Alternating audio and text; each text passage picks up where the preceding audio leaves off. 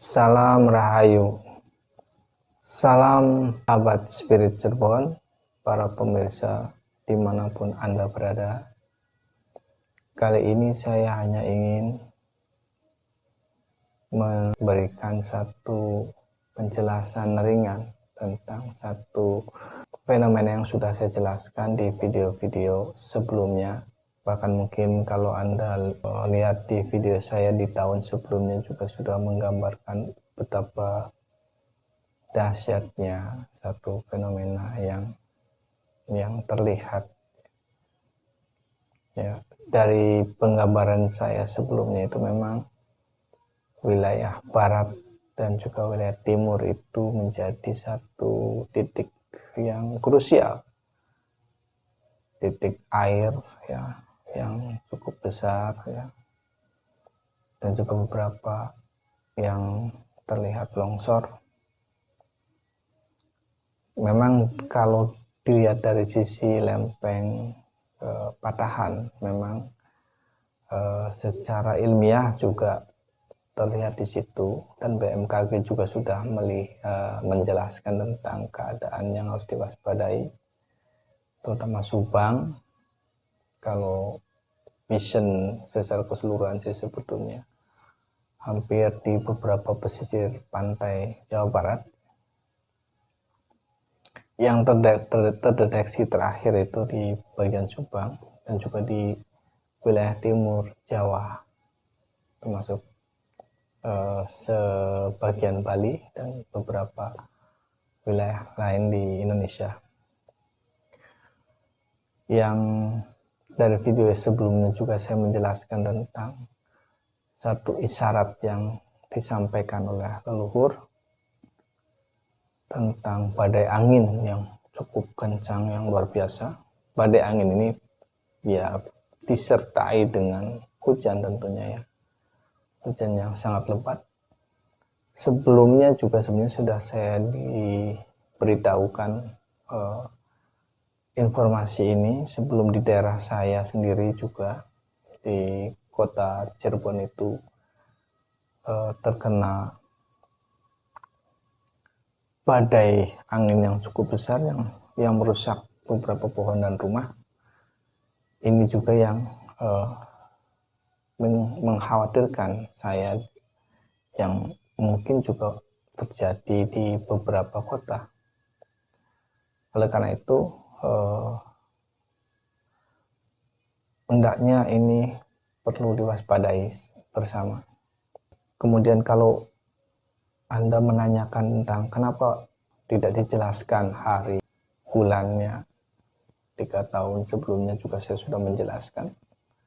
Ternyata setelah ditelusuri memang tidak dibolehkan. Jadi menjelaskan hari H, bulan, tanggal, tahun bencana satu titik itu secara spiritual ternyata tidak dibolehkan secara alam. Saya juga tidak tahu apakah mungkin saya punya keterbatasan di situ, apakah ada orang juga yang mungkin bisa menjelaskan itu. Tapi berdasarkan penjelasan yang saya dapat, itu taruhannya adalah nyawa saya sendiri, sehingga ya itu sudah menjadi rahasia alam. Dan kenyataannya juga lembaga-lembaga yang kredibel secara ilmiah seperti BMKG juga tidak bisa menjelaskan secara akurat kapan datangnya erupsi atau kapan datangnya tsunami, pada tanggal dan jam di mana tsunami itu terjadi. Sehingga ini menjadi perenungan kita semua agar kita hendaknya waspada untuk menyikapi fenomena ini. Dari informasi yang saya akses itu secara metafisis ya, badai angin ya itu menjadi dominan di dalam waktu-waktu yang dekat ini. Tapi dengan keteguhan kita semua, marilah kita juga mencoba untuk bagaimana bisa menyelamatkan diri kita dan keluarga kita semua, karena ini adalah proses yang harus dilewati. Saya tidak tahu ada berapa nantinya di tahun sekian itu yang bisa lolos sampai masih bisa selamat di tahun-tahun katakanlah 2027. Ini juga menjadi jembatan pertama bagi manusia-manusia modern, ya, manusia-manusia baru, ya, hasil dari proses seleksi alam untuk bisa tetap bertahan. Ya, kita tidak bisa menghindari dari keadaan ini. Bukan untuk menakut-nakuti, bukan juga untuk ilusi atau berimajinasi atau paranoid. Kalau Anda mengatakan saya paranoid, kita sudah terjadi kemarin itu, di bulan-bulan kemarin itu, kematian mendadak di setiap kampung. Hampir bisa dikatakan setiap hari itu 3, dan itu merata di setiap kampung. Coba Anda cek. Dan apakah itu kena virus?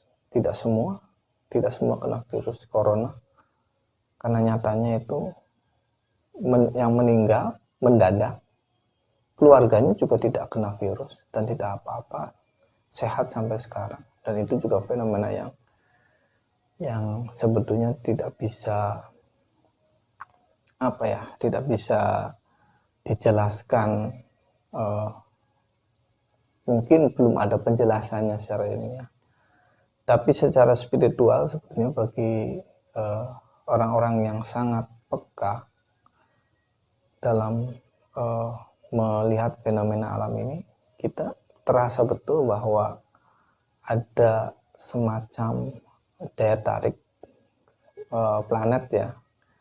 Jadi semacam energi magnetik yang luar biasa dari yang ditarik dari bumi ke atas gitu, ya. Jadi ubun-ubun kita itu seolah-olah ditarik keluar ininya.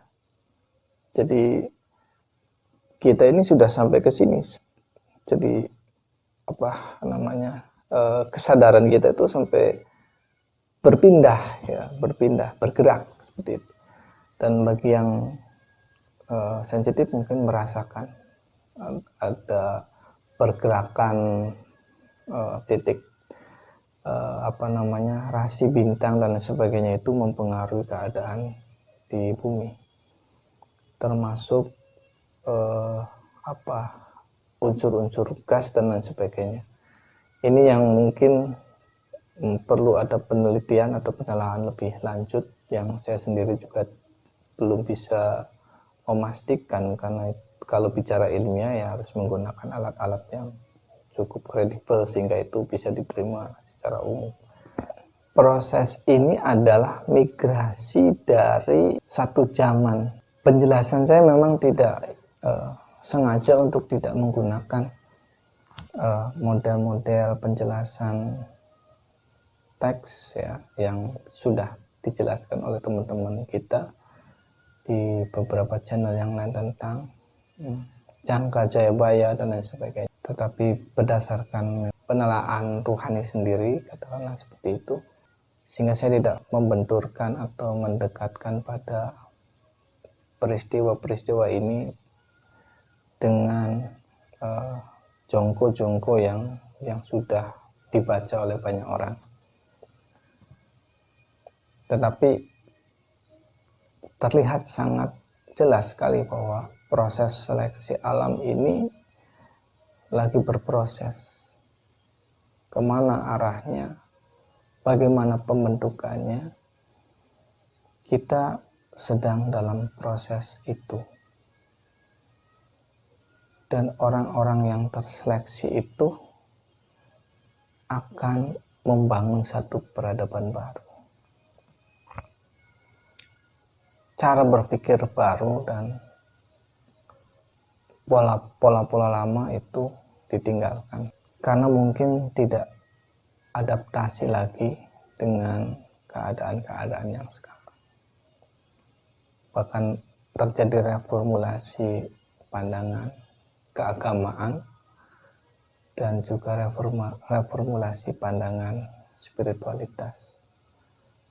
Saya berharap sih ini adalah bagian titik penyempurnaan semesta, sehingga saya percaya bahwa sebetulnya semesta itu bergerak dalam proses menuju pada kesempurnaannya.